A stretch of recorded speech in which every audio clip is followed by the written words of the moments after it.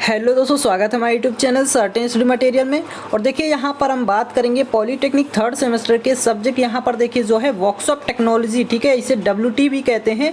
तो देखिए यहाँ पर आज से आपका जो महा मैराथन क्लास है ये आपका स्टार्ट हो गया है। और इस देखिए महा मैराथन क्लास में आपको यहाँ पर सारा मटेरियल मिलेगा। और देखिए इतना यहाँ पर इसको भी देख लीजिए, 100% यहीं से आएगा। आपका जो भी स्टडी मटेरियल होगा आपका एग्जाम के पॉइंट ऑफ व्यू से सारा कुछ यहीं से आने वाला है। बस इतना आपको पढ़ना होगा और इसमें आपका 50 आउट ऑफ 45 आएगा, ठीक है। और किस प्रकार से आएगा, इससे ज़्यादा भी आप मार्क्स गेन कर सकते हैं। बट इससे पहले देखिए अगर हम बात करें वर्कशॉप टेक्नोलॉजी, तो देखिए जैसा कि आप जानते हैं कि ये आपका जो एग्ज़ाम होगा इसका वर्कशॉप टेक्नोलॉजी यानी WT का, तो ये आपका सेकेंड पर होने वाला है, ठीक है। फर्स्ट पर आपका EM का होने वाला है, तो सेकेंड पर हम देखिए इसको बताएंगे किस प्रकार से आपकी स्ट्रेटेजी होनी चाहिए कि आप इसमें अच्छे से अच्छे मार्क्स आप गेन कर सकें, ठीक है। तो आपको करना क्या है, यहाँ पर देखिए अगर हम बात करें तो वर्कशॉप टेक्नोलॉजी का अभी तक कोई भी थ्योरेटिकल पेपर अभी तक नहीं हुआ है। बट आपका जो थर्ड सेमेस्टर है इसमें आपको थ्योरेटिकल पेपर देना पड़ेगा, ठीक है, जो थ्योरेटिकल एग्जाम होता है। तो इसमें आपको करना क्या है, देखिए यहाँ पर तो देखिए आप वर्कशॉप टेक्नोलॉजी की अगर हम बात करें तो देखिए जो स्टूडेंट अभी तक कुछ भी नहीं पढ़े हुए, ठीक है, किताब को हाथ भी नहीं लगाए हैं, ठीक है, छुए भी नहीं हैं, वो यहाँ से किस प्रकार से अच्छे मार्क्स गेन कर सकते हैं और पास हो सकते हैं बिन बैक के, ठीक है। तो जितने भी सब्जेक्ट है मैं इतना वादा करता हूँ आप लोगों से, बट आप लोग क्या करें, एकदम ईमानदारी से जो स्टूडेंट यहाँ पर कंटेंट को फॉलो करेगा 100% यहाँ पर बता रहे हैं कि आप लोग क्या करेंगे, 50 में आउट ऑफ 45 आप लोग गेन कर सकते हैं। देखिए अगर हम बात करें तो यहाँ पर वर्कशॉप टेक्नोलॉजी जो है, देखिए क्योंकि वर्कशॉप टेक्नोलॉजी या कोई भी अदर सब्जेक्ट होगा तो यहाँ पर महा मैराथन क्लास में आप कोई भी लिमिट नहीं रहेगी टाइम की। देखिए एनी टाइम एनी सब्जेक्ट का आपको दिया जा सकता है, क्योंकि देखिए इतना आपको यहाँ पर देखिए मतलब यहाँ पर वादा करता हूँ कि आप लोग क्या करें, बस इसको फॉलो करें। जितना भी आपको यहाँ से मिलेगा बस उससे ही आप क्या करें, फॉलो करें। 100% आप अच्छे मार्क्स गेन कर लेंगे। अगर हम देखिए बात करें महा मैराथन क्लास में तो देखिए 1 से 2 मिनट आप लोग को इसलिए टाइम मतलब बता रहे हैं ताकि आप लोग समझ सकें, ठीक है। तो देखिए क्योंकि इतना टाइम नहीं है आप लोग के पास कि आप क्या करें, बुक को उठाकर पढ़ सकें, ठीक है, बुक को रीड करें। तो यहाँ पर देखिए अगर हम बात करें वर्कशॉप टेक्नोलॉजी को किस प्रकार से आपको कहाँ से पढ़ना है, एक अच्छा स्टडी जो होना, देखिए जो स्टूडेंट अगर बात करें कि स्टडी मटेरियल, ठीक है, कि अगर आप अच्छे स्टडी मटेरियल को सिलेक्ट करते हैं तो आप कहीं भी पहुँच सकते हैं, ठीक है, अपने एम को हासिल कर सकते हैं। तो देखिए अगर हम बात करें, क्योंकि देखिए मैनेजमेंट यहाँ पर करने में थोड़ा समय हो गया है, ठीक है, इसलिए महा मैराथन क्लास जो है आपकी थोड़ी 1 से 2 दिन लेट हो गई है। तो मैंने कहा था आप लोग कि 1 से 2 दिन में आपका स्टार्ट हो जाएगी महा मैराथन क्लास। तो आज क्या होगा, आज थोड़ा ज़्यादा लॉन्ग वीडियो नहीं हो पाएगी, बट आपका कल से 100% आपकी कोई भी लिमिट नहीं रहेगी, मतलब टाइम की कोई भी लिमिट नहीं रहेगी। और आपको एकदम जितना भी सिलेबस है उसको आपको एकदम जो सिलेक्टिव टॉपिक होंगे उनको वो आपको पढ़ना है, ठीक है। तो आपको अच्छे जो टॉपिक हैं उनको जो सिलेक्टेड हैं उनको यहाँ पर बताया जाएगा, आप लोग उसे बस ध्यान से देखें। और जो PDF होगा वो आपको टेलीग्राम चैनल पर प्रोवाइड हो जाएगा कुछ समय बाद।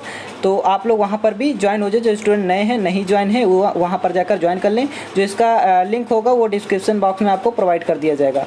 तो यहाँ पर देखिए चलते हैं सीधा हम जो वर्कशॉप टेक्नोलॉजी, यहाँ पर देखिए आपको किस प्रकार से पढ़ना है वर्कशॉप टेक्नोलॉजी। क्योंकि देखिए इतना आपके पास मतलब किसी के पास भी टाइम नहीं है कि वो पूरी किताब को पढ़ सके, ठीक है, वो पूरी एक बुक को पढ़ सके, इतना टाइम नहीं है। तो आपको करना क्या है, यहाँ पर देखिए हम यहाँ पर एक गुरु मंत्र देने जा रहे हैं ताकि आप इसे एकदम ध्यान से देखें। देखिए आपको करना क्या है, जितने भी आपके प्रीवियस ईयर मॉडल पेपर है इसको हम कंप्लीट करा देंगे आपका मतलब जितने भी सब्जेक्ट के हैं, और जितने भी आपको बुक से इंपॉर्टेंट टॉपिक मुझे लगेंगे उसे भी हम आप लोगों को प्रोवाइड करेंगे।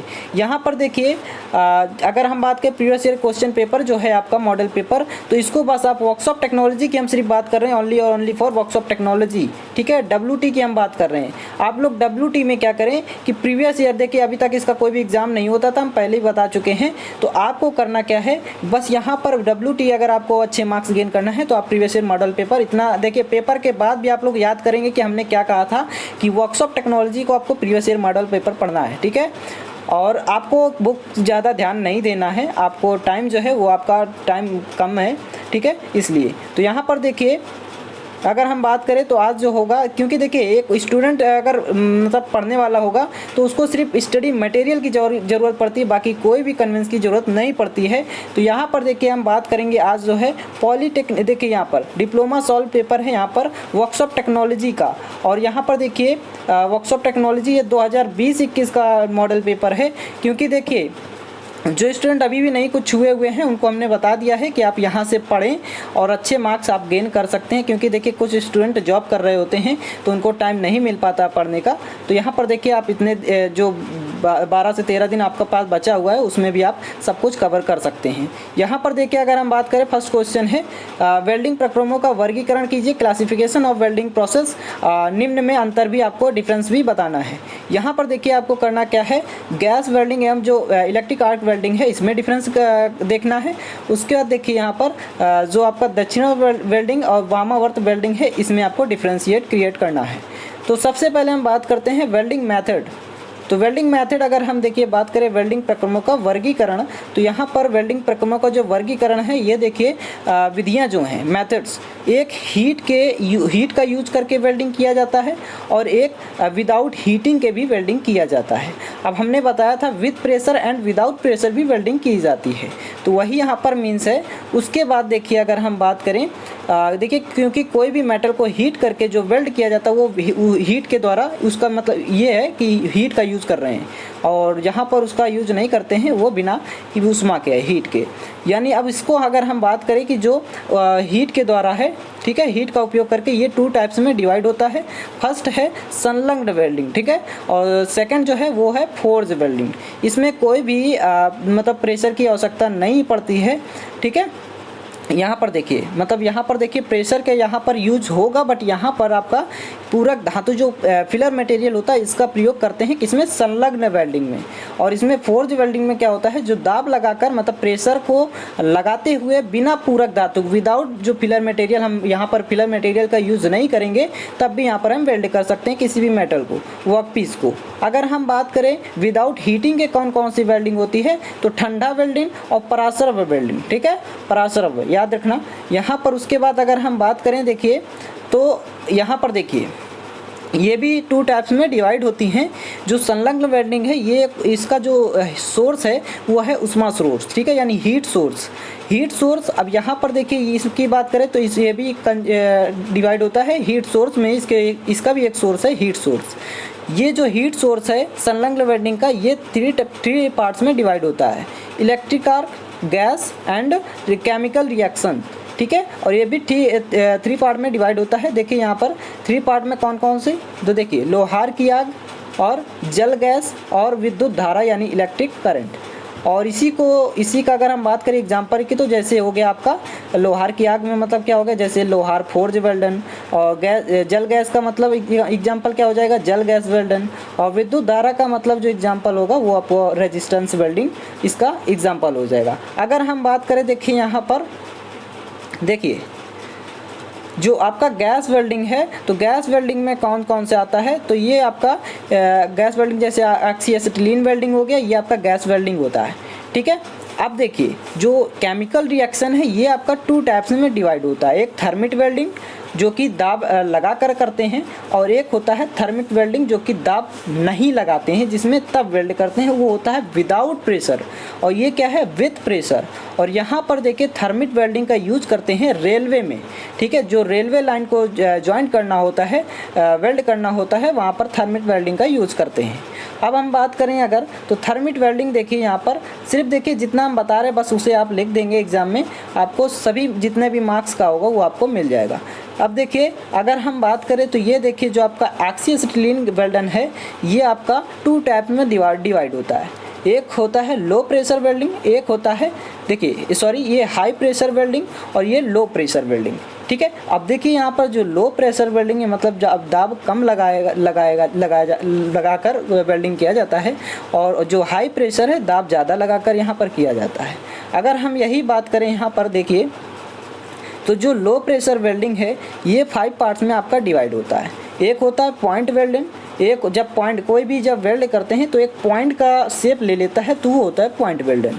प्रक्षेप एक प्रोजेक्शन टाइप का, इस टाइप से आपका प्रोजेक्शन टाइप का यहाँ पर जो वेल्ड दिखाई देता है होता है शेप क्रिएट होता है, वो होता है प्रक्षेप वेल्डन, संस्तर वेल्डिंग और आपका कुंद वेल्डिंग और ये दमक वेल्डिंग, ठीक है। ये इसके पार्ट्स होते हैं लो प्रेशर वेल्डिंग के। अब देखिए कुछ कह रहा था यहाँ पर कि डिफ्रेंशिएट क्रिएट करना था gas welding, electric arc welding.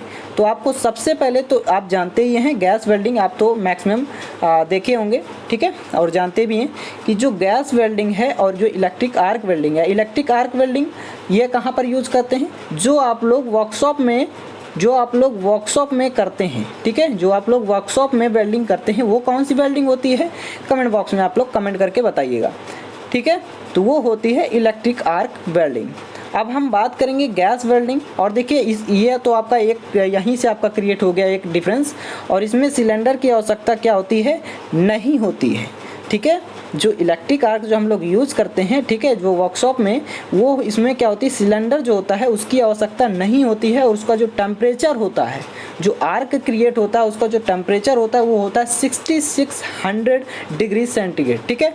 और यही अगर हम बात करें कि इसमें आ जाते हैं, देखिए अगर हम बात करें इसके टेम्परेचर की तो ये होता है 3300 डिग्री सेंटीग्रेड। उसके बाद इसमें सिलेंडर की आवश्यकता होती है, क्योंकि गैस किसी ना किसी फॉर्म में हमको मतलब रखना है, तो वहाँ पर सिलेंडर की आवश्यकता होती है। इलेक्ट्रिक में सिलेंडर की आवश्यकता नहीं होती है, क्यों, क्योंकि वहाँ पर इलेक्ट्रिक फ्लो होता है, ठीक है, इलेक्ट्रिक से ही हमारा काम होता है और वेल्ड करते हैं किसी भी वर्क पीस को। अब हम बात करते हैं फर्स्ट, देखिए यहाँ पर इसमें ऊष्मा प्राप्त करने के लिए गैस का यूज़ करते हैं। अब गैस सिलेंडर जब होगा तो गैस का यूज़ करेंगे ही, हमें इलेक्ट्रिक या आर्क क्रिएट करना होता है, ठीक है, इलेक्ट्रिक या आर्क क्रिएट करना होता है, तो उसमें हमको ज़रूरत पड़ती है किसकी, देखिए हीट की, ठीक है। और यहाँ पर देखिए ऊष्मा प्राप्त करने के लिए विद्युत यानी इलेक्ट्रिक का यूज करते हैं, जैसा कि हमने बताया आप लोगों को कि इलेक्ट्रिक का यूज़ किया जाता है, ठीक है। अब इलेक्ट्रिक का यूज़ करके यहाँ पर हम आर्क क्रिएट करते हैं। और इसी तरह से आप जो सेकंड डिफरेंस लिख सकते हैं, ये विद्युत के सुचालक तथा कुचालक दोनों प्रकार के पदार्थों की वेल्डिंग के लिए किया जाता है। दोनों मतलब कोई मेटल है, मान लीजिए, वो चाहे विद्युत का सुचालक हो या कुचालक हो, दोनों को ही वेल्ड कर सकता है। यहाँ पर जो इलेक्ट्रिक आर्क है वो क्या कर सकता है, सुचालक पदार्थों को ही केवल वेल्डिंग करते हैं, ठीक है। अब इसको आप लिख दीजिएगा। उसके बाद हम बात करते हैं, यहाँ पर देखिए दक्षिणावर्त वेल्डिंग और वामावर्त वेल्डिंग। यहाँ पर देखिए तो दक्षिणावर्त वेल्डिंग और वामावर्त वेल्डिंग में यहाँ पर डिफरेंस क्रिएट करना है, तो आपको यहाँ पर सभी डिफरेंशिएट जितने लिखे उतने नहीं लिखना है आप लोगों को, बस यहाँ पर 4 डिफरेंशिएट आप लिख देंगे, आपको पूरे मार्क्स मिल जाएंगे। यहाँ पर देखिए सबसे पहला तो आप जो आपको ईजी लगे, बहुत ही ईजी, उसको आप लोग लिखा करें। यहाँ पर देखिए ये क्या होता है, मान लीजिए जैसे अगर हम बात करें तो ये जो वेल्डिंग होती है, इस तकनीक में वेल्डिंग दाएं से बाएं की तरफ करते हैं, मतलब जस्ट अपोजिट, इसके नाम का आप अपोजिट लिख दीजिएगा कि यहाँ पर जो ये टेक्निक है इसमें वेल्डिंग जो होता है वामावर्त मतलब क्या होता है, उल्टा, ठीक है, यानी बायां। अब यहाँ पर क्या करना है, अब उल्टा हो रहा है इसका, दाएं से बाएं, ठीक है, तो दाएं से बाएं। अब ये दक्षिणावर्त का क्या मतलब होता है, मतलब सीधा, ठीक है, दाहिना।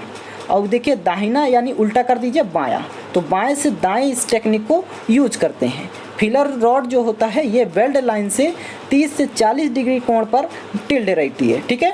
और ये जो है ये भी आपका 30 से 40 डिग्री पर ही टिल्ड रहती है। और अगर हम बात करें फिलर रॉड की जो खपत होती है वो अधिक होती है और इसमें कम होती है खपत। और यहाँ पर देखिए ये जो प्रोसेस है, ये जो मेथड है, ये महंगी होती है, क्योंकि इसमें फिलर रॉड की जो खपत होती है वो अधिक होती है, तो ज़्यादा खरीदना पड़ेगा और जल्दी फिलर रॉड ख़त्म होगा किसी मेटल को या वर्कपीस को वेल्ड करने के लिए। और ये सस्ती होती है क्योंकि इसमें खपत ज़्यादा नहीं होती है, कम होती है, ठीक है। और ये देखिए अगर हम बात करें ब्लो पाइप वेल्ड लाइन के साथ 60 से 70 डिग्री कोण पर रहता है, और ब्लो पाइप का जो प्रयोग लाइन के साथ 30 से 40 डिग्री कोण पर रहता है, ठीक है। अब देखिए यहाँ पर फेरस और नॉन फेरस दोनों मेटल को जोड़ा जा सकता है वामावर्त वेल्डिंग टेक्निक से। और इसमें अगर हम बात करें तो ओनली और ओनली फॉर स्टील को जोड़ने के लिए ही यूज करते हैं, ठीक है।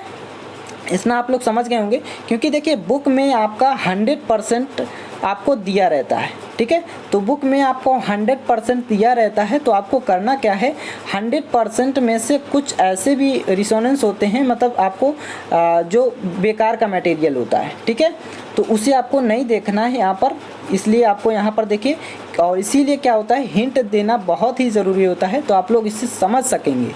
अब यहाँ पर अगर हम बात करें तो देखिए हमने क्यों कहा था कि 50 में 45 ही आप गेन कर सकते हैं। 45 में देखिए 45 में 50 में 55 क्यों नहीं गेन कर सकते हैं, तो देखिए 50 में 50 ये क्यों नहीं गेन कर सकते हैं, क्योंकि देखिए 100 में 100 जो आउटपुट इनपुट होता है वो कभी नहीं मिलता है, ठीक है। तो आप देखिए 50 में आप 48 भी ला सकते हैं, बट यहाँ पर 50 तो जल्दी पॉसिबल नहीं है, बल्कि पॉसिबल बहुत रेयर केस में है, ठीक है। अब देखिए नेक्स्ट क्वेश्चन जो है, फर्स्ट का सेकंड क्वेश्चन है, यहाँ पर जो TIG वेल्डिंग है इसका वर्णन करना है, डिस्क्राइब करना है इसको, और जो इसका एडवांटेज और डिसएडवांटेज है इसको भी लिखना है। तो सबसे पहले आप TIG, जितना भी आप TIG वेल्डिंग के बारे में जानते हैं उसे आप लिखेंगे। हाँ, एक चीज़ और जान लीजिएगा कि आप अगर फिगर को बनाते हैं तो बहुत ही एक इम्प्रेशन अच्छा हो जाता है, तो फिगर को 100% बनाइएगा, ठीक है। जैसा भी आपको शेप आपके माइंड में आए, माइंडसेट हो, वैसा आप फिगर बना के चला आइएगा, ठीक है। और जितना आपको याद रहे उसको आप लिख दीजिएगा, वहाँ पर इतना टाइम नहीं रहता है कि एकदम सही से कॉपी देखी जाए, तो आपको अच्छे से लिखना है, ठीक है।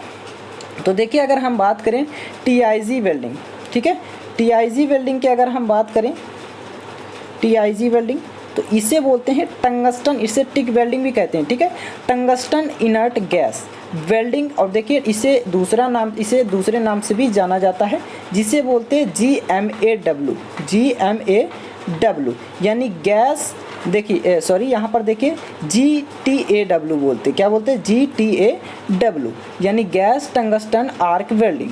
तो इसे दो नाम से जाना जाता है, तो इसे आप जान जाएंगे। और देखिए टंगस्टन, ये आपका मतलब क्या है, टंगस्टन का मतलब है कि आपका इसमें जो इलेक्ट्रोड होगा वो टंगस्टन का ही इलेक्ट्रोड यूज़ करते हैं। अब हम बात करते हैं कि इसमें थोड़ा और जान लीजिए, उसके बाद हम बाद में इसको बताएंगे जो भी अलग से इन्फॉर्मेशन होगी।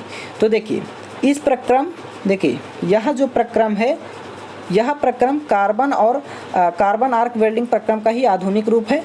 इस प्रक्रम में देखिए कार्बन इलेक्ट्रोड के स्थान पर नॉन कोटेड और नॉन कंज्यूमेबल इलेक्ट्रोड का यूज़ किया जाता है। नॉन कंज्यूमेबल क्या मतलब, इसका क्या मीन्स है, जो कंज्यूम ना हो, ठीक है, जिसकी खपत ना हो, जो खर्चा ही ना हो, वो हमारा नॉन कंज्यूमेबल, ठीक है। अब देखिए इनर्ट गैस वेल्डिंग का कार्य कार्बन आर्क के प्रक्रम की भांति ही पूर्ण होती है। सील्डिंग हेतु प्रायः हीलियम और आर्गन या दोनों गैसों के मिश्रण का यूज़ किया जाता है। अब देखिए जो फिलर मटेरियल होता है इसका यूज भी होता है। यह प्रक्रम दोनों यानी DC और AC शक्ति स्रोतों के साथ अच्छा कार्य करता है, परंतु आर्गन गैस जो है ये DC शक्ति स्रोत एवं मतलब ये ओनली और ओनली फॉर DC के लिए होता है, और जो हीलियम होता है वो AC शक्ति स्रोत का ही यूज होता है। इलेक्ट्रोड तथा कार्यखंड यानी जो वर्कपीस है के मध्य बना आर्क जो होता है उष्मा प्रदान करता है, ठीक है, जिसके चारों तरफ से इनर्ट गैसों की धारा प्रवाहित होती है जो कि सील्डिंग का कार्य करती है। देखिए अब यहाँ पर फिगर आप देख लीजिए, इससे आपको सारा कुछ यहाँ पर प्रोसेस मालूम हो जाएगा। यहाँ पर देखिए आपका ये क्या है, ये आपका कोई एक वर्कपीस है, ठीक है, ये आपका वर्कपीस है। यहाँ पर देखिए ये आपका वर्कपीस है और ये आपका वर्कपीस है। यहाँ पर ये हमारा इलेक्ट्रोड आता है यहाँ पर, और देखिए इलेक्ट्रोड आ रहा है, यहाँ पर हमको हीट जनरेट करना है, हीट जनरेट करना है, बट यहाँ पर रिएक्शन ऑक्सीजन से ना हो, ये भी आपको ध्यान रखना है, क्योंकि ऑक्सीजन से अगर होगी तो ऑक्साइड बना देगी, जो कि आपको मतलब नहीं काम करना है, ठीक है। तो यहाँ पर देखिए इसको यहाँ पर देखिए 5 से 10 डिग्री के टिल्ड किया गया है। उसके नोजल की सहायता से इसको प्रेस करते हैं, नोजल जो कि है, और इसमें टंगस्टन इलेक्ट्रोड को जो हमने बताया यहीं पर यूज हो रहा है। और अक्रिय गैस क्या होती है तो ये भी जान लीजिए। अब देखिए एक चीज़ और जान लीजिए, टंगस्टन की बात हो रही है बार बार, तो टंगस्टन का क्या मीन्स है, टंगस्टन ये हमारा एक हैवी मेटल है, हैवी मेटल, ठीक है। तो टंगस्टन एक हैवी मेटल होता है जो कि आपको पीरियोडिक टेबल में आपको D ब्लॉक का एलिमेंट भी कहते हैं इसे, टंगस्टन को। और अगर हम बात करें कि इसका मेल्टिंग पॉइंट कितना होता है, तो देखिए इसका जो मेल्टिंग पॉइंट होता है वो 34 यानी 3422 डिग्री सेंटीग्रेड यहाँ पर इसका मेल्टिंग पॉइंट होता है। मेल्टिंग पॉइंट इट मीन्स जिस मेटल पर मतलब जिस टेम्परेचर पर ये मेल्ट हो जाए वो होता है मेल्टिंग पॉइंट। तो यानी 3422 डिग्री सेंटीग्रेड इसका टेम्परेचर होता है, मेल्टिंग पॉइंट होता है, ठीक है। और यहाँ पर इस वेल्डिंग में नॉन कंज्यूमेबल इलेक्ट्रोड यूज़ किया जाता है और इसे GMAW भी कहते हैं। और देखिए इसमें कोई भी फ्लक्स यूज़ नहीं होता है, ये भी बहुत इंपॉर्टेंट है। कई बार कंपटीशन में पूछा गया है कि इसमें कौन सा फ्लक्स यूज होता है, तो कोई फ्लक्स यूज़ नहीं करते हैं इसमें TIG यानी टिग वेल्डिंग में, ठीक है। और इसमें देखिए जो हीट अफेक्टेड जोन होता है, यानी हीट का जो अफेक्ट है, वो जो हीट का अफेक्ट जोन है वो लेस होता है, ठीक है, ये भी याद रखेंगे। अब हम बात करते हैं फिगर, आप इसको देख लीजिए। यहाँ पर ये देखिए, ये वाला फिगर देखिए, तो यहाँ पर क्या है, ये कोई एक गैस है, ठीक है, ये गैस है जहाँ से गैस मिलेगी और यहाँ पर वाल्व लगा हुआ है। इसके ज़रिए यहाँ पर देखिए जो इलेक्ट्रिक जो सोर्सेस होगा वो यहाँ से देखिए क्या हो रहा है, यहाँ से इलेक्ट्रोड के पास जा रहा है और जो गैस का जो वाल्व से ये भी इलेक्ट्रोड के पास ही जा रहा है। ये हमारा वेल्डिंग टॉर्च है, ठीक है। यहाँ से देखिए जो कंट्रोल स्विच होता है, यहाँ से इसको कंट्रोल करते हुए ये टंगस्टन इलेक्ट्रोड जो होता है इसके पास पहुँचा देता है, जो कि हीट जनरेट करता है, ठीक है। अब देखिए अगर हम बात करें, यहाँ पर देखिए एक चीज़ बार बार आ रही है कि अक्री गैस यानी इनर्ट गैस। इनर्ट गैस क्या होती है, तो देखिए इनर्ट गैस ये भी जान लीजिए। इनर्ट गैस जो कि पीरियोडिक टेबल में आप जानते होंगे, जैसे आपका हो गया देखिए He, देखिए यहाँ पर जैसे अगर हम बात करें He हो गया, ठीक है, Ne हो गया, Ar हो गया, देखिए ये सभी क्या हैं आपके, ये आपका जो इनर्ट गैस है, ये आपके जितने भी इनर्ट गैस हैं ये होती हैं, ठीक है। इनर्ट गैस का क्या मीन्स है, किस लिए इनर्ट गैस हम बार बार बोल रहे हैं, क्योंकि इनर्ट गैस देखिए किसी भी मतलब कोई भी रिएक्शन नहीं करती हैं किसी भी मेटल से या किसी भी केमिकल रिएक्शन, ठीक है, मतलब कोई भी रिएक्शन नहीं करती हैं, डेड होती हैं ये, तो इसलिए इन्हें बोलते हैं अक्री गैस, ठीक है। अब देखिए हम बात करते हैं, इसे आप लिख देंगे या तो कोई दिक्कत नहीं, जितना हमने बोला उतना ही आप लिख देंगे, ज़रूरी नहीं है कि आप रट के ही पूरा लिखें, ठीक है। इसको आपको ज़्यादा देखने की ज़रूरत नहीं है, बस यहाँ पर एप्लीकेशन आप 1-2 पॉइंट लिख देंगे तो आपको थोड़ा अफेक्टेड लगेगा। देखिए यहाँ पर लौह धातुएँ उनके जो एलॉय हैं उनको जोड़ने में इसका यूज करते हैं, और जो अलौह धातुएँ हैं यानी नॉन फेरस हैं और उनके जो एलॉय हैं उनको जोड़ने में यूज करते हैं। अब देखिए और यहाँ पर थर्ड भी है और फोर्थ भी है, तो इसको भी आप लिख देंगे, कोई दिक्कत नहीं है, ठीक है। हाई टेम्परेचर और जो उनके एलॉय हैं, और यहाँ पर टाइटेनियम, जिरकोनियम हो गया, गोल्ड हो गया और सिल्वर हो गया, इनको जोड़ने में किया जाता है। एडवांटेज देख लीजिए, इंपॉर्टेंट है, एडवांटेज पूछ लेता है, ये मोस्ट इंपॉर्टेंट है आपका, ठीक है, एडवांटेज आपका पूछ लेता है। तो एडवांटेज में आप 4 पॉइंट लिख देंगे कि ये जो होता है ये पेनिट्रेशन अच्छा और गहरा बनता है इसके द्वारा, और इसका जो वर्कपीस होता है इसका क्षेत्र प्रभावित होता है, मतलब जैसे आप वेल्ड कर रहे हैं तो ये जो इसका जो आर्क होगा वो कम एरिया कवर करेगा और अच्छे से वेल्ड कर देगा, ठीक है। और यहाँ पर देखिए सेकंड है, इसमें स्पैटरिंग की समस्या नहीं होती है, ठीक है। और यहाँ पर देखिए पेनिट्रेशन ये आपका बता दिया हमने। इसमें देखिए जो ये इसमें वेल्ड पूल में मेटल जमा करने की दर जो रेट होती है वो अच्छी होती है। ये लगभग सभी धातुओं के वेल्डिंग की जा सकती है, किसके द्वारा, टिग वेल्डिंग के द्वारा। इसके लॉसेस देख लीजिए, लॉसेस क्या क्या हैं, देखिए इसमें उपकरण अधिक महंगे होते हैं। देखिए अब भाई जाहिर सी बात है कि टंगस्टन है, तो टंगस्टन एक हैवी मेटल है, कॉस्टली भी होता है, ठीक है, ये क्या है, कॉस्टली भी होता है, तो जाहिर सी बात है कम पैसे ज़्यादा लगेंगे। इसके लिए कुशल कारीगर की आवश्यकता होती है और स्किलफुल होना चाहिए जो भी कारीगर हो। रख रखाव पर अधिक खर्च होता है। अब देखिए जाहिर सी बात है ये कॉस्टली है, तो इसका जो मेंटेनेंस होगा, अगर मान लीजिए ख़राब हो जाता है, मेंटेनेंस भी इसका काफ़ी ज़्यादा कॉस्टली होगा। अब हम बात करते हैं थर्मिट वेल्डिंग, जो कि रेलवे लाइन को या किसी भी रेलवे पर्पज़ के लिए यूज करते हैं वेल्ड करने के लिए। थर्मिट वेल्डिंग यहाँ पर इसको आप देख लीजिए थोड़ा सा। देखिए थर्मिट वेल्डिंग की अगर हम बात करें तो इसमें इस विधि में थर्मिट की जो रासायनिक क्रिया है यानी जो केमिकल रिएक्शन है इसमें इसके द्वारा हीट उत्पन्न करने के लिए किया जाता है। अब देखिए एक चीज़ और यहाँ पर एक वर्ड मिलता है थर्मिट मूसा, यानी थर्मिट यहाँ पर क्रूसिबल है, ठीक है, इसका यूज किया जाता है। ये आप इम्पॉर्टेंट यहाँ पर पॉइंट है, इसको आप ज़रूर लिखेंगे एग्ज़ाम में, अगर आपका ये एग्ज़ाम में आता है तो, ठीक है। इस उपयुक्त मूसा में सर्वप्रथम थर्मिट के मिश्रण को डाला जाता है और फिर उसके ऊपर प्रज्वालक, ठीक है, को डाला जाता है ताकि प्रज्वालक ऊपर शीर्ष यानी टॉप पर क्या हो लगा, थर्मिट नीचे तली में क्या हो यानी बॉटम में कायम रहे। उसके बाद इसके पश्चात इसमें जो लाल तप्त धातु छड़ में जलाकर रासायनिक प्रतिक्रिया आरंभ की जाती है। इसमें जलती हुई जो लकड़ी होती है, क्योंकि हीट के द्वारा वो क्या करती है, वो जल जाती है, तो इसकी जो पट्टी में आगे नहीं लगनी चाहिए, क्योंकि देखिए, क्योंकि ऐसा करने से हाथ जलने की संभावना रहती है। अब जाहिर सी बात है ज़्यादा आर्क आएगा तो जो हैंड होगा उसमें भी कुछ हीटिंग टाइप का लगेगा। इसके बाद देखिए इग्निटर जो है कि जलने से मूसा में लगभग 2100 फ़ारेनहाइट की ऊष्मा उत्पन्न उसके हो जाती है। यहाँ पर देखिए जो थर्मिट पदार्थों अगर हम बात करें जैसे एल्युमिनियम हो गया और आपका यहाँ पर Fe2O4 हो गया, तो केमिकल रिएक्शन जो होगी इसमें देखिए जो केमिकल रिएक्शन होगी उत्पन्न करती है और धातुओं यहाँ पर देखिए और धातुओं के क्या करती है, ये पिघला देती है, ये मेल्ट कर देती है और इसके द्वारा जो केमिकल रिएक्शन होता है ये 35 से मतलब कहीं 35 भी होता है, कोई दिक्कत नहीं है। यहाँ पर 25 से 30 या 35 से 40 डिग्री के अंतर्गत ही पूर्ण हो जाती है ये रिएक्शन।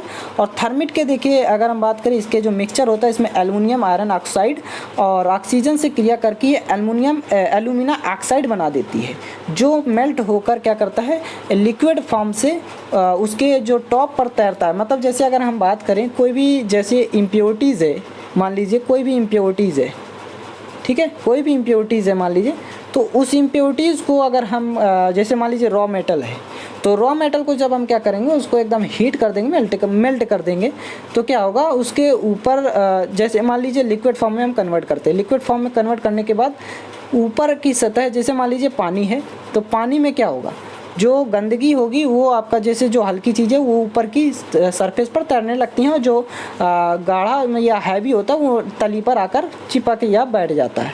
ठीक है, तो यहाँ पर वही प्रोसेस आपको यहाँ पर थोड़ा देखने को मिलता है।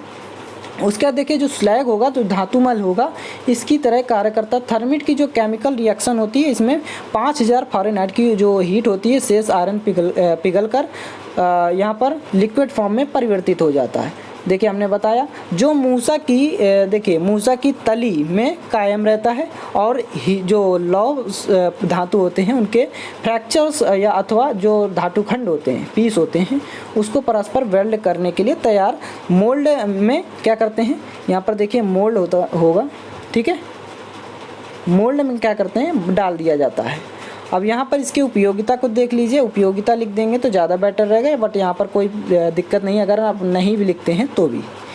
इस प्रक्रम का यूज जो करते हैं देखिए लौह धातु एवं उसके जो भारी भरकम वर्कपीस होते हैं इसके बट वेल्ड में भी किया जाता है, जैसे बट वेल्ड होता है, ठीक है, तो बट वेल्ड में किया जाता है।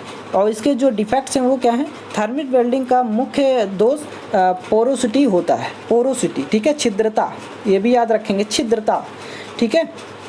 अब एक चीज़ और जान लीजिए, यहाँ पर आप इसका यूज़ लिख सकते हैं कि आप रेलवे लाइन के मेटल को वेल्ड करने के लिए भी होता है। तो जो आपको याद रहे वो आप कंपलसरी ये लिख दीजिएगा। यहाँ पर देखिए नेक्स्ट क्वेश्चन है पैटर्न क्या होता है, ये वेरी इंपॉर्टेंट क्वेश्चन है ये, ठीक है। पैटर्न क्या होता है, पैटर्न बहुत इंपॉर्टेंट है, ये मोस्ट इम्पॉर्टेंट है पैटर्न क्या होता है, 100% आएगा, इसे 100 नहीं 100 में 110% ही आएगा, ठीक है। तो इसे आप लोग ज़रूर लिख लीजिएगा, ये 100% आपका यहाँ पर आने वाला है। पैटर्न क्या है, इसके टाइप्स पूछ सकता है और पैटर्न की जो साइज़ है और देखिए साइज़ भी पूछ देगा और इसमें अंतर किस प्रकार होता है और विभिन्न एलॉयंस जो छूट होती हैं पैटर्न में, इसका वर्णन उदाहरण देते हुए कीजिए। तो ये कह रहा है सबसे पहले पैटर्न क्या होता है, ये आपको फाउंड्री शॉप में आपको बताया गया होगा, फाउंड्री शॉप में। तो फाउंड्री शॉप में क्योंकि ये कास्टिंग शॉप होती है, ठीक है, ये क्या होती है, कास्टिंग शॉप होती है, foundry shop it is a casting shop. अब फाउंड्री शॉप में क्या होता है, कास्टिंग की जाती है, तो आप कास्टिंग से रिलेटेड कुछ पॉइंट्स यहाँ पर लिख देंगे तो भी आपको कोई दिक्कत नहीं है। देखिए साधारण शब्दों में जो प्रतिरूप है यानी जो आपका पैटर्न है एक वांछित फर्मा होता है जो किसी वस्तु की वास्तविक प्रतिकृति यानी जो शेप है, नेचुरल शेप के समान होता है, जिसके द्वारा रेत यानी जो सैंड होता है संचकन पदार्थों की सहायता से मोल्ड का निर्माण किया जाता है, सांचों का निर्माण किया जाता है और जो मेल्टिंग मेटल होती हैं इनको उसमें उड़ेलने के पश्चात पश्चात ठंडा होने पर वो देखिए फर्म की आकृति मतलब सांचे की आकृति ही वो ले लेती है। ये होता है आपका पैटर्न।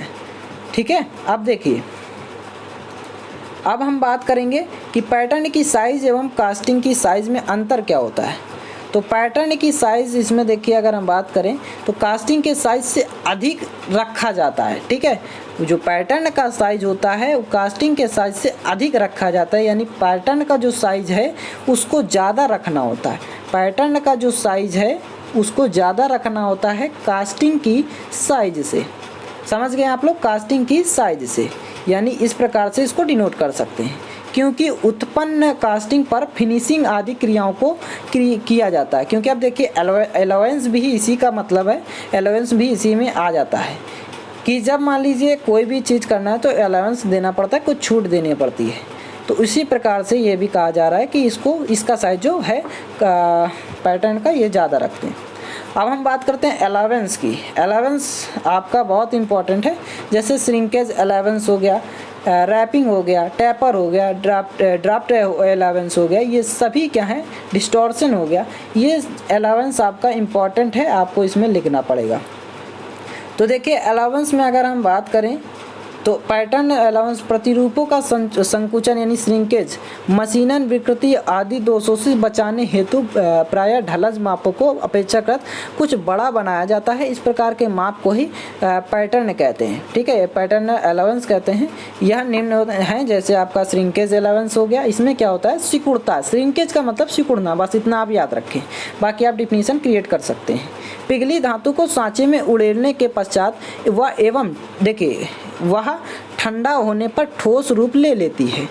ठोस होने पर वह संकुचित हो जाती है, यानी सिकुड़ जाती है, श्रिंकेज हो जाती है, जिस कारण ढलजों का आयतन वांछित या सांचे के आयतन से अपेक्षाकृत कम हो जाता है। ठीक है, अब कोई भी चीज़ है, मान लीजिए इस प्रकार से आपका क्या हुआ, देखिए इस प्रकार से सिकुड़ गई, तो ये जिसका आयतन इतना था ये थोड़ा कम हो गया।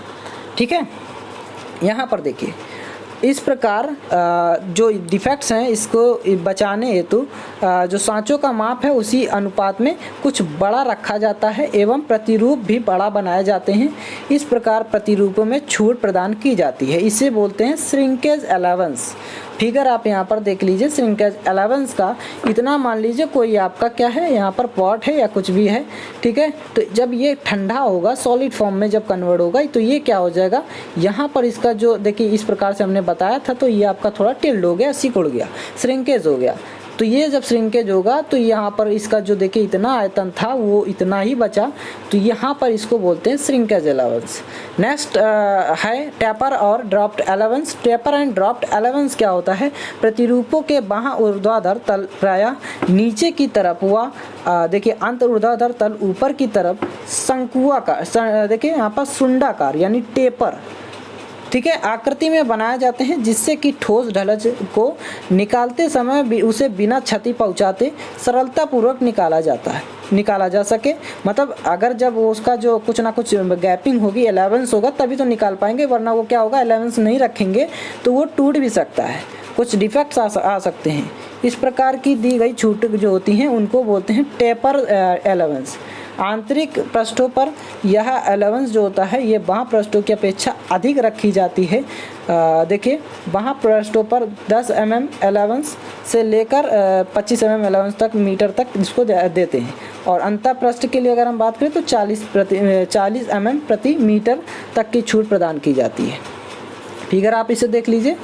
उसके बाद हम बात करते हैं, देखिए रैपिंग और डिस्टॉर्शन अलाउंस भी इसे कहते हैं, दोनों नाम से जाना जाता है। उसके बाद अगर हम बात करें तो देखिए इसमें क्या है, इसको भी आप पढ़ लीजिए।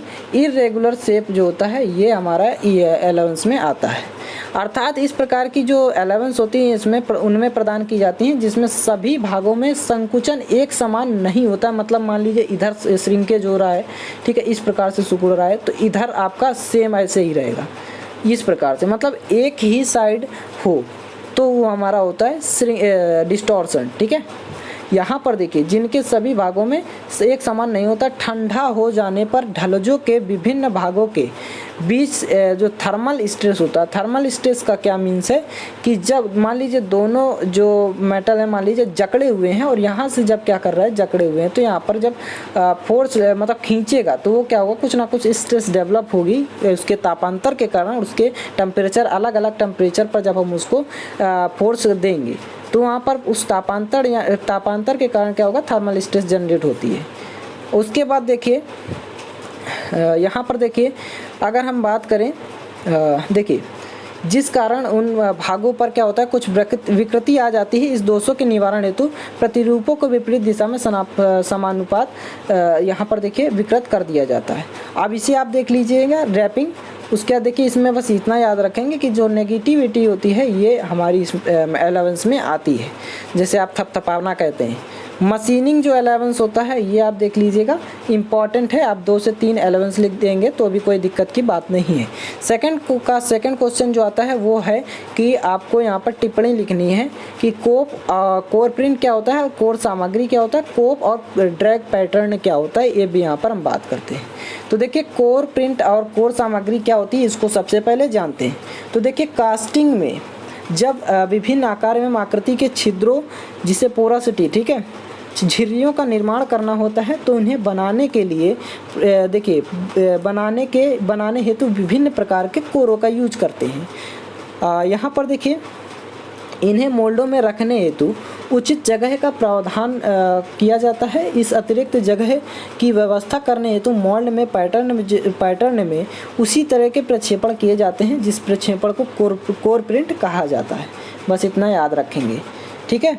उसके बाद देखिए अगर हम बात करें इसको अगर डेवलप करना है तो सैंड का यूज़ करते हैं और वुड का यूज़ करते हैं। नेक्स्ट देखिए, नेक्स्ट आपका क्या है, यहाँ पर इसको आप देख लिए। यहाँ पर अब हम बात करते हैं, देखिए कोर प्रिंट हो गया, यहाँ पर कोर भी वही है। उसके बाद हम बात करते हैं जो कोप होता है और ड्रैग पैटर्न। ड्रैग देखिए जो होता है, ड्रैग बोलते हैं जो निचला वाला मतलब सरफेस होता है वो होता है ड्रैग। ऊपर वाले जो सरफेस होता है उसको बोलते हैं कोप। तो कोप ऊपर वाले सरफेस को बोलते हैं और ड्रैग जो होता है वो किसको बोलते हैं, वो नीचे वाले सरफेस को बोलते हैं। अब हम बात करते हैं कोई भी मान लीजिए मोल्ड है तो मोल्ड के हिसाब से हम बता रहे हैं। यहाँ पर देखिए जिन प्रतिरूपों का निर्माण 2 या 2 से अधिक खंडों में किया जाता है वो विभक्त प्रतिरूप कहलाते हैं। खंडों को जोड़ने हेतु डॉवल पिन्स का यूज करते हैं, ठीक है। डॉवल पिन्स याद रखेंगे, किस पिन का, डॉवल पिन्स का यूज करते हैं। आवश्यकता अनुसार इन्हें सांचा बनाते समय अलग अलग भी किया जा सकता है। यह मूलभूत क्या होते हैं, समय किया जा सकता है। यह मूलभूत 2 भागों में बांटे गए हैं जो कि एक होता है कोप, एक होता है ड्रैग, ठीक है। और इसके अगर हम बात करें इसके हिसाब से तो 2 piece pattern and 3 piece pattern. इन प्रतिरूपों को इनकी पृथक कारक सतह अलग करती है। देखिए जो पृथक कारक सतह होती है, जो सेपरेटेड सरफेस होती है, ये क्या करती है, इनका जो पोजीशन होता है ये ढलाइयों के आकार एवं आकृति पर निर्भर करते हैं। संचकन बॉक्स का जो एक भाग होता है वो कोप कहलाता है, दूसरा भाग ड्रैग कहलाता है। निचला वाला ड्रैग कहलाता है, ऊपर वाला कोप कहलाता है। अब देखिए त्रिभाग प्रतिरूपों में कोप एवं ड्रैग के मध्य जो तीसरा भाग होता है ये चिक कहलाता है। क्या कहलाता है, चिक कहलाता है। इसको भी याद रखेंगे। तो इसे आप देख लीजिए, फिगर यहाँ पर बना हुआ है, ये ऊपर वाला भाग कोप है, ड्रैग है, मोल्ड है ये, और उसके बाद यहाँ पर इसको इन दोनों पिन को जो जोड़ती है उसे बोलते हैं डॉवल पिन्स। नेक्स्ट है फाउंडीशाला में अपनाए जाने वाली सुरक्षा सावधानियों का वर्णन करना है। देखिए कुछ नहीं करना है, ओनली फॉर आपको यहाँ पर प्रिकॉशंस लिखना है, जो आप फाइल में लिखे होंगे ना, प्रिकॉशन, ठीक है। प्रिकॉशन जो सावधानियाँ लिखते हैं बस आपको वही लिखना है, यहाँ पर कुछ नहीं, इतना इजी पेपर आ जाता है। देखिए फर्स्ट लिखना है आपको कि फाउंडीशाला में देखिए फाउंडीशाला में ढीले कपड़े नहीं पहनने चाहिए। ढीले कपड़े बस इतना याद रखें, जैसे लूज कोई भी कपड़े ना हो, टाई वाई वगैरह आप ना लगा के जाएँ कि ताकि कहीं फंस जाए या गंदा हो जाए, कुछ भी हो जाए, ठीक है।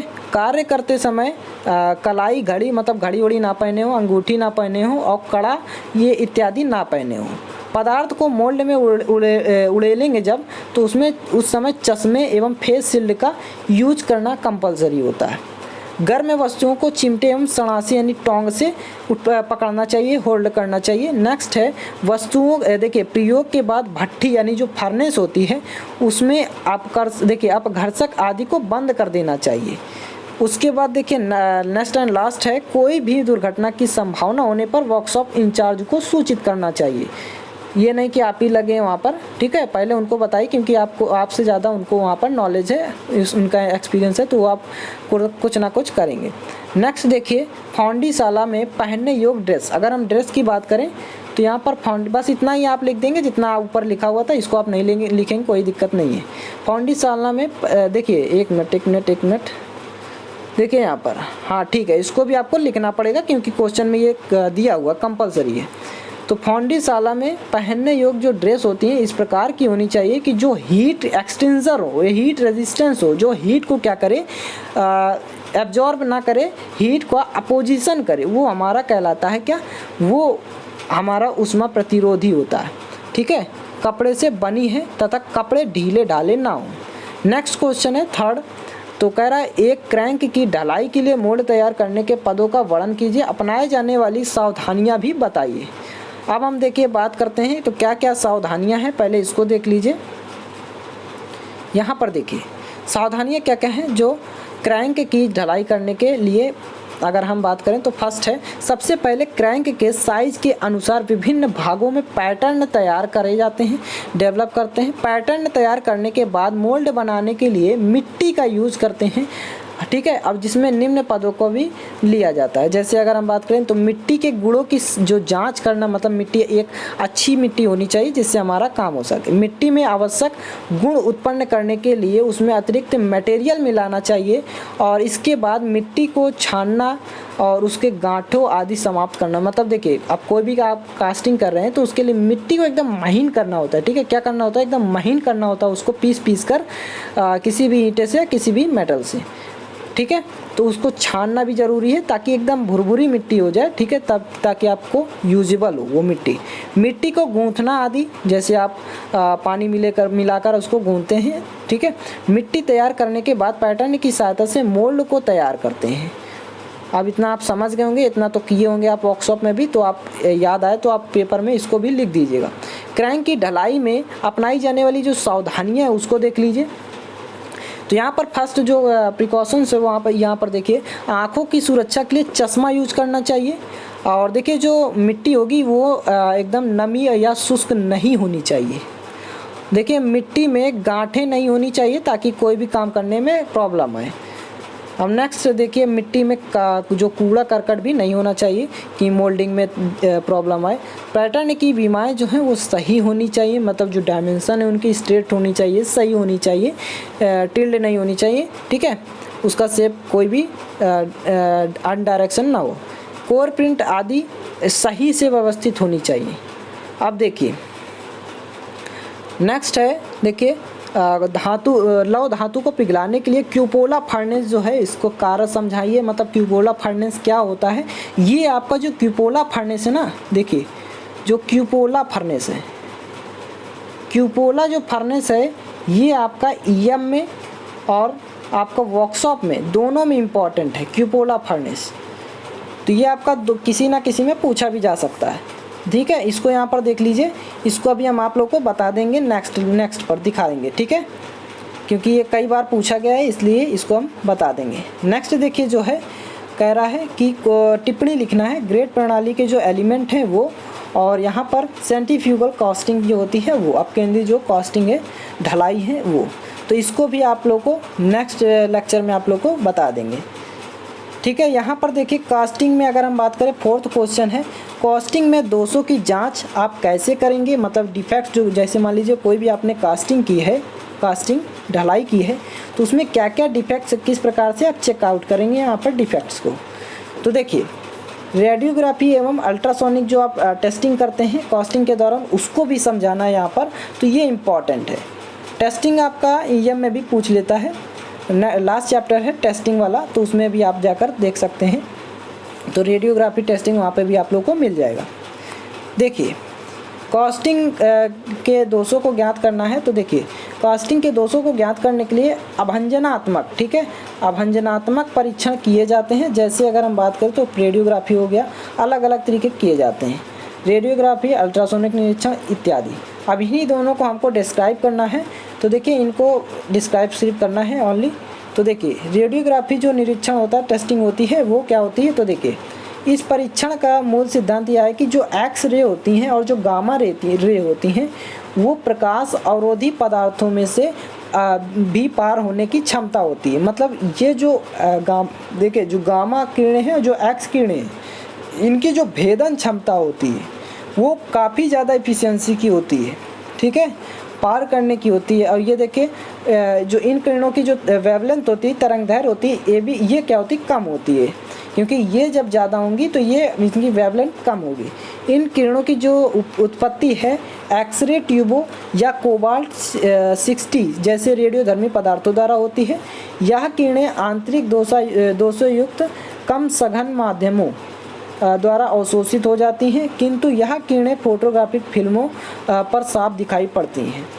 इनको देखा जा सकता है, फोटोग्राफिक प्लेट जो होती है, फिल्म होती है। यह एक विश्वसनीय व महंगी टेस्टिंग है। इसके द्वारा क्रैंक या छिद्रों, पोरोसिटी या आंतरिक संरद्धता या लैक ऑफ फ्यूज़न और अपूर्ण पेनिट्रेशन इत्यादि दोषों का पता लगाया जाता है यहाँ से इसके द्वारा। नेक्स्ट देखिए जो है अल्ट्रासोनिक। तो अल्ट्रासोनिक टेस्ट या टेस्टिंग क्या होता है, तो इसको देख लीजिए। अल्ट्रासोनिक जो टेस्टिंग होती है, इस टेस्टिंग में क्या करते हैं, 20 किलो हर्ट्ज से यहाँ पर 20 किलो हर्ट्ज से अधिक तक की यहाँ पर परावर्तित तरंगे होती हैं, जो तक मतलब परावर्तित तरंगे होती हैं। इनको उत्पन्न ध्वनि या मंदन की सहायता से जो कार्य होता है ये पूर्ण किया जाता है। इसका कार्य जो होता है, ये देखिए परावर्तित तरंगें जो पीजो इलेक्ट्रिक होती हैं, पीजो इलेक्ट्रिक इफेक्ट, इसको क्या करते हैं, इसके कारण से जो इलेक्ट्रिक एनर्जी है इसको मैकेनिकल एनर्जी में कन्वर्ट करती है। इलेक्ट्रिकल एनर्जी को मैकेनिकल एनर्जी में कन्वर्ट करती है पीजो इलेक्ट्रिक इफेक्ट जो होता है। इस क्रिस्टल में देखिए, यहाँ पर देखिए ये एक क्वार्टज क्रिस्टल का प्रयोग किया जाता है। क्रिस्टल के दोनों सिरों पर यदि उच्च आवृत्ति AC करंट लगाते हैं तो आधे चक्र जो होंगे यानी हाफ साइकिल पे ही ये फैलने लगता है, और दूसरे आधे चक्र में यह सिकुड़ जाता है, श्रिंकेज हो जाता है। इस प्रकार जो मतलब वाइब्रेशन होता है, मैकेनिकल वाइब्रेशन, उसे बोलते हैं ध्वनि तरंगों में परिवर्तित हो जाती है, ये जो मैकेनिकल वाइब्रेशन होता है। बाकी यहाँ पर देखिए आप इसे भी लिख सकते हैं, कोई दिक्कत की बात नहीं, इसे भी आप देख लीजिएगा, ठीक है, पढ़ लीजिएगा। इसको हम भेज देंगे सारा कुछ, ठीक है। यहाँ पर देखिए हम बात करते हैं, नेक्स्ट क्वेश्चन है, यहाँ पर इसको आप पढ़ लेंगे।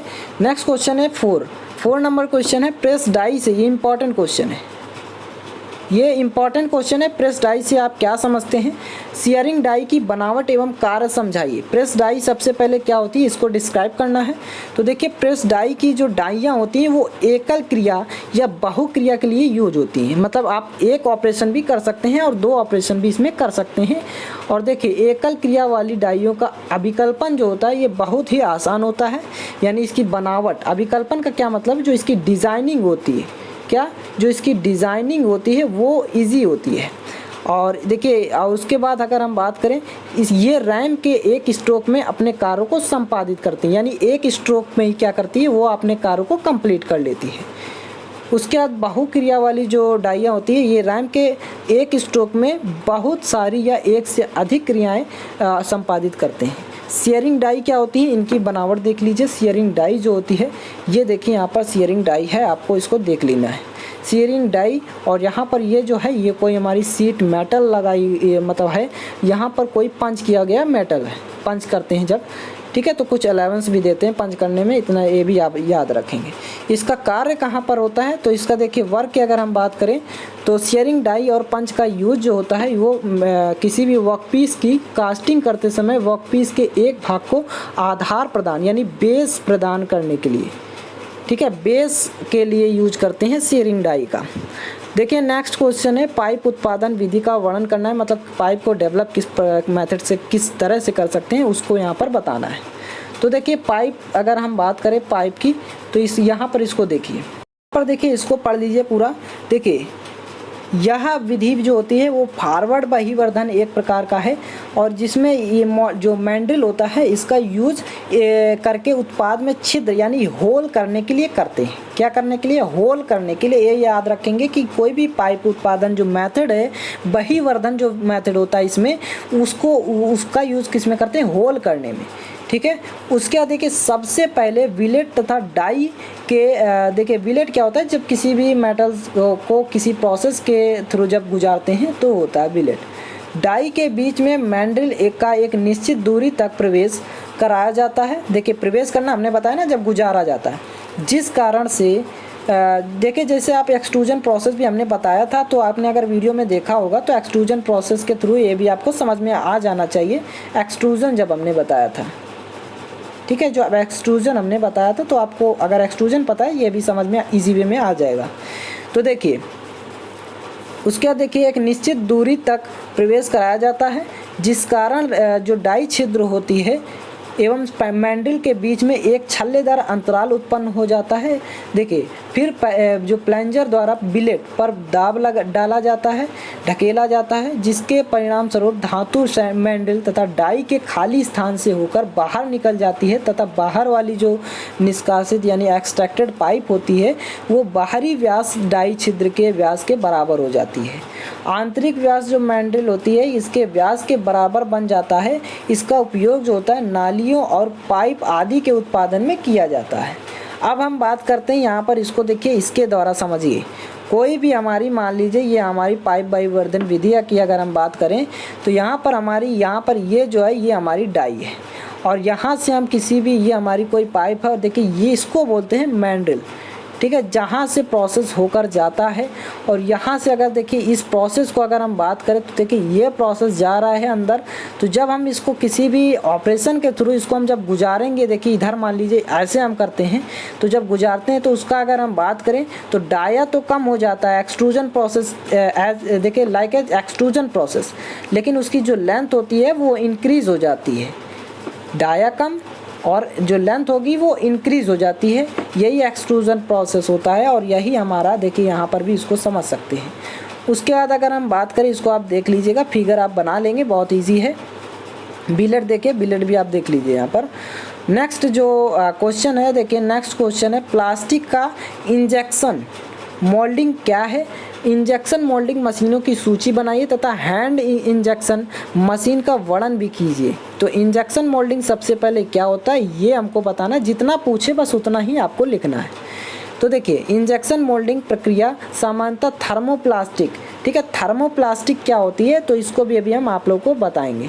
तो देखिए थर्मोप्लास्टिक के सामानों को बनाने के लिए प्रयोग की जाती है, क्योंकि थर्मोप्लास्टिक गर्म करने पर लचीला हो जाता है। यही बताना था आप लोगों को कि जो थर्मोप्लास्टिक होता है जब उसको हम हीट करते हैं तो वो क्या होता है, वो बेंड हो जाता है, ठीक है, श्रिंकेज हो जाता है, और उसको हम दोबारा भी यूज कर सकते हैं।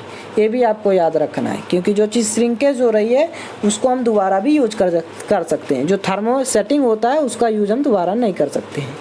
उसके बाद देखिए हम बात करते हैं तो ठंडा होने पर वो पुनः सख्त हो जाता है। गर्म एवं ठंडा करके इसको लचीला देखिए एवं सख्त बनाने की प्रक्रिया बार बार दोहराई जा सकती है, यानी इसकी पुनरावृत्ति हो जाती है। और जो थर्मोसेटिंग होती है उसकी पुनरावृत्ति बार बार नहीं होती, क्योंकि ऐसा करने पर थर्मोप्लास्टिक के विभिन्न गुणों में क्या होता है, कोई ना कोई चेंजमेंट नहीं होता है। ठीक है, ये याद रखेंगे। अब इसको आप पढ़ लीजिएगा, ठीक है। ये फिगर आप यहाँ पर समझ लीजिए। कोई कैविटी के मतलब क्या होता है, जो स्पेस खाली रहता है उसको बोलते हैं कैविटी, ठीक है। नोजल जो प्रेशर देता है या मतलब ढकेलने का काम करता है या उसको प्रेस करने का काम करता है।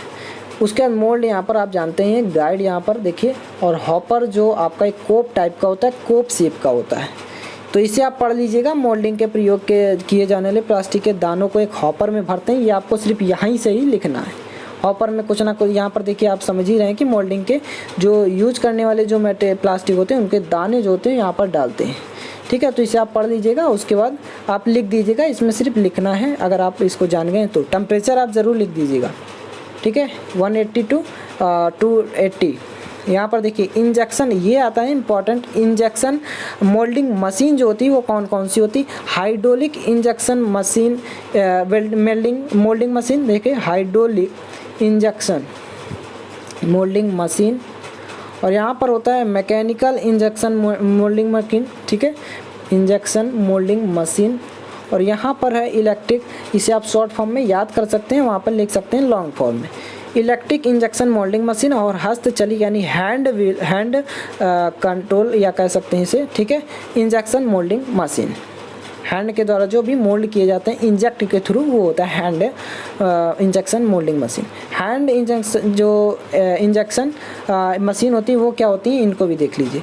यह एक साधारण मोल्डिंग मशीन होती है तथा इसका उपयोग विभिन्न गुणवत्ता वाले उत्पादों की मोल्डिंग के लिए किया जाता है। इसमें एक बैरल, हैंडल, नोजल और मोल्ड तथा हीटर होते हैं, ठीक है।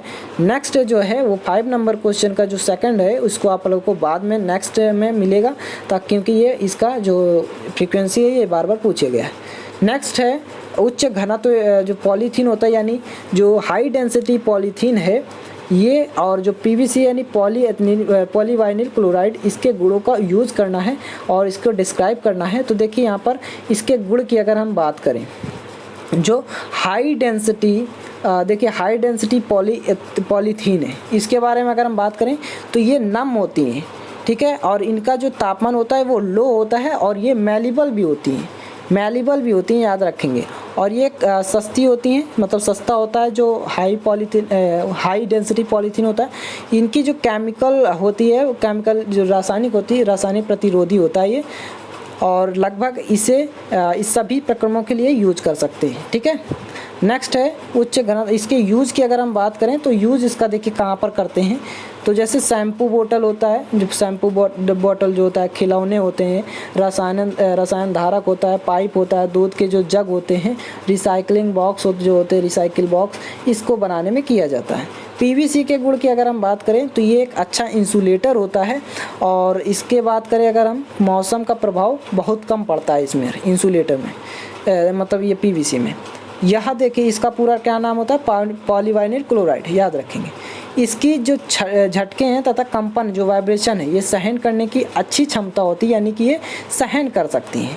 अगर हम बात करें तो ये टफनेस इसको बोल सकते हैं, ठीक है, जो क्या करें, झटकों को सहे, ठीक है, तो उसको हम बात करते हैं, उसे कहते हैं टफनेस। टफनेस यानी कि देखिए टफनेस अगर हम बात करें, टफनेस क्या होता है, तो हमने बताया था ability to resist deformation is called toughness, ठीक है। अब देखिए इसे रिसाइकिल किया जा सकता है, यानी बार बार यूज कर सकते हैं। देखिए इसके यूज की अगर हम बात करें, लास्ट ख़त्म होने वाला है, इसका यूज कहाँ पर करते हैं, तो देखिए खिड़कियों के फ्रेम जो होते हैं, और जो ड्रेनेज पाइप होते हैं, जल सप्लाई पाइप होते हैं, मेडिकल डिवाइस होते हैं, ब्लड स्टोरेज बैग जो होते हैं, और जो केबल होते हैं, इनको वायर इंसुलेशन आदि में प्रयोग किया जाता है। तो इतना आप लोग को समझ में आ गया होगा। ये आपका ख़त्म होता है पूरा जो मॉडल पेपर है आपका 2020-21 का, ये आपका पूरा ख़त्म होता है। इसे आप लोग बस एक बार 2 से 3 बार और पढ़ लेंगे, आपको याद नहीं करना है, 2 से 3 बार ओनली फॉर आपको यहाँ पर पढ़ना है, ठीक है, 2 से 3 बार। अब देखिए यहाँ पर तो आज सिर्फ ये एकदम टेलर था, समझ लीजिए। बाकी क्योंकि आज देखिए मैनेजमेंट करने में बहुत काफ़ी ज़्यादा समय लग गया है, तो आप कल से आपको और भी ज़्यादा मतलब मटेरियल मिलेगा, और अच्छी से आपको पूरा कुछ सिलेक्टेड टॉपिक मिलेंगे। तो अगर आप लोग को वीडियो पसंद आई तो लाइक करें, शेयर करें और सब्सक्राइब करें। जो नए स्टूडेंट है और जो टेलीग्राम चैनल है उसको आप लोग ज़रूर ज्वाइन कर लें, ताकि वहाँ से आपको एडवांटेज मिल सके, PDF आपको वहाँ पर मिले, ठीक है। तो अब मिलेंगे नेक्स्ट वीडियो में। Thanks for watching this video.